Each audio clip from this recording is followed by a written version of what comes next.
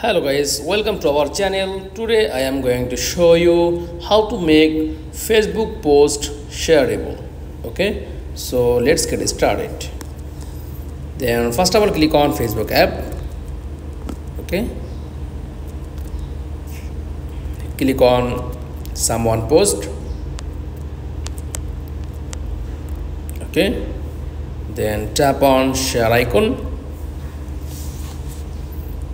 and click on someone, send Facebook post share.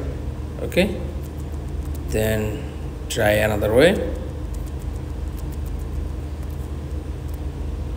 click on copy link, then back, tap on notes option and paste this post link. Okay, then done, and click on this link. Okay,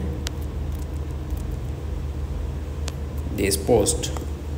That's all. Make Facebook post share. Thanks for watching. Please like, comments and subscribe. Thank you.